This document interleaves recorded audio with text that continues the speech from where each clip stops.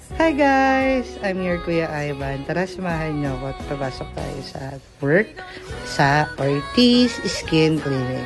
Ayan, so kailangan muna natin mag-log in ng name. And after that, magte-text tayo ng ating attendance para hindi absent sa work. So, kailangan natin magpalit ng mask and kailangan din natin magsuot ng uniform para presentable sa patient. So, yan, nagsusuot na tayo ng gloves, hair cup, then mag-aayos tayo ng bed para pagdating ni patient is okay na. So, ayan, pagdating ni patient, binigyan natin siya ng patient form, data privacy, and waiver. So, in-explain natin sa kanya kung para saan si data privacy, si waiver. After mag-fill up ni patient ng data privacy and patient records, so binigyan natin siya ng bathroom. And nilagyan natin siya ng bib and hair cup.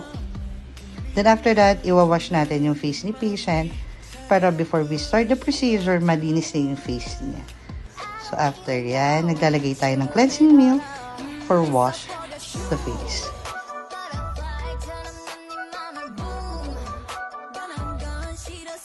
So after natin i-cleanse ang face ni patient, so ayan, pinupunasan na natin siya ng gauze with water. Then after that, papat dry natin siya using our facial tissue para before tayo mag-apply ng anesthesia is hindi na siya basa. So, ayan, nag-a-apply na tayo ng anesthesia sa mukha ni patient. So, ibababa natin siya for just 20 to 30 minutes. Then, ayan, tinatanggal na natin yung anesthesia to start the procedure ng pico laser. So dahil mag-start na kami ni ma'am ng pico laser, so ayan, sinasettings na natin siya for proper settings.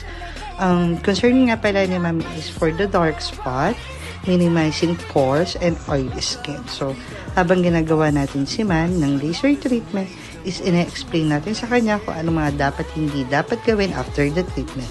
Number 1 rules before the treatment, hindi dapat nagpipil yung face natin during the session.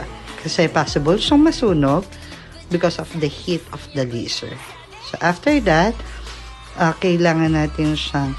So, after the pico laser ni ma'am, kailangan natin indikan yung mga active pimples ni ma'am para mabilis itong mag-subside at hindi na mas lumaki pa. Kaya, ang kinaganda ng pimple inject is mabilis siyang mag-subside. After the pimple inject, gagawin po natin yung PJT light for lessen redness ng laser ni ma'am. So, ayan, pinapa-fill up na natin ulit si ma'am sa form niya. Then, we're done sa treatment, ma'am. So, nag-i-scan na si ma'am for the payment. And ayan, tapos na kami na ma'am. Hi! Thank you for visiting Ortiz Skin Clinic and I invite you here at Ortiz Skin Clinic San Juan Branch. Thank you for coming!